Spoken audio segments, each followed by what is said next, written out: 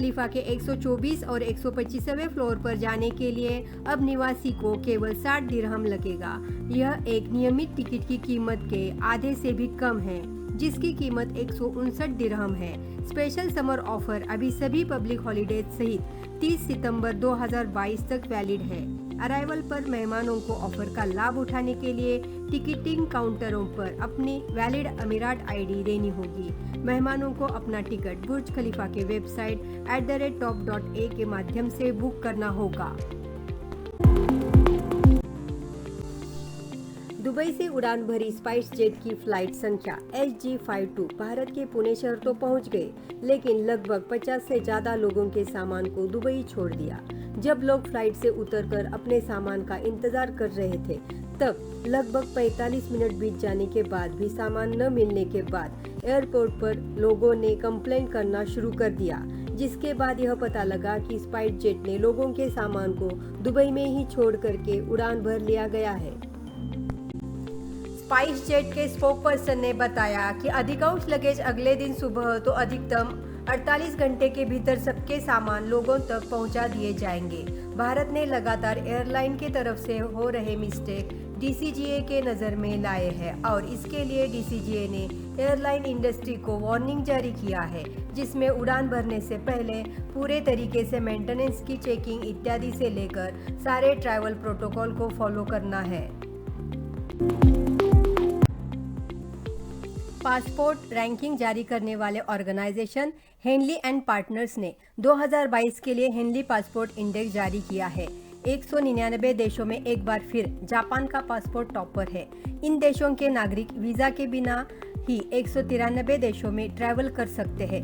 Ranking में भारत 4 पायदान फिसल कर 87वें पायदान पर जा पहुंचा है।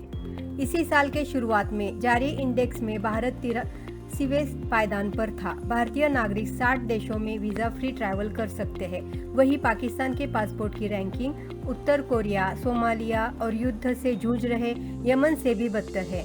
रैंकिंग में उत्तर कोरिया का पासपोर्ट 105, सोमालिया का 107 और यमन का 108वें पायदान पर है, जबकि पाकिस्तानी पासपोर्ट की रैंकिंग 109वीं है। पाकिस्तानी नागरिक केवल 32 देशों में ही वीजा फ्री ट्रैवल कर सकते हैं। पाकिस्तान के बाद आखिरी पायदान पर केवल 3 ही देश बचे हुए हैं। सीरिया 110, इराक 111 और अफगानिस्तान 112वें स्थान पर है। साल में 2 बार ये रैंकिंग की जाती है, पहली बार जनवरी और दूसरी बार जुलाई में। हेनली पासपोर्ट वीजा इंडेक्स के वेबसाइट के मुताबिक पूरे साल रियल टाइम डेटा अपडेट किया जाता है। वीजा पॉलिसी में बदलाव भी ध्यान में रखे जाते हैं। Data international transport association IATA से लिया जाता है। रैंकिंग इस आधार पर तय की जाती है कि किस देश का पासपोर्ट होल्डर कितने दूसरे देशों में बिना पूर्व वीजा हासिल किए यात्रा कर सकता है। UAE में अभी भी कई प्रतिष्ठानों में प्रवेश लेने के लिए अल हसन ऐप पर ग्रीन स्टेटस होना जरूरी है। National emergency crisis and disasters management authority यानी NCEMA ने कहा है कि पहले ग्रीन स्टेटस की वैलिडिटी 30 दिन की होती थी, जिसे अब केवल 14 दिन तक सीमित कर दिया गया है। यानी कि अब अल हसन ऐप पर स्टेटस केवल 14 दिन के लिए ही मान्य होगा। स्टेटस ग्रीन रखने के लिए सबसे पहले आपको PCR टेस्ट करना होगा। अगर रिजल्ट निगेटिव आता है तो ऐप पर 14 दिन के लिए स्टेटस ग्रीन हो जाएगा, लेकिन 14 दिन के बाद फिर से स्टेटस ग्रे हो जाएगा, जिसे ग्रीन करने के लिए फिर से PCR टेस्ट करना होगा। इसके अलावा मंत्रालय ने लोगों को अपील किया है कि अंदरूनी इलाके में मास्क लगाकर रहना चाहिए। भीड़ भाड़ वाले इलाके और ऐसे स्थान जहां संक्रमण का खतरा अधिक हो, वहां पर मास्क लगाना अभी भी जरूरी है।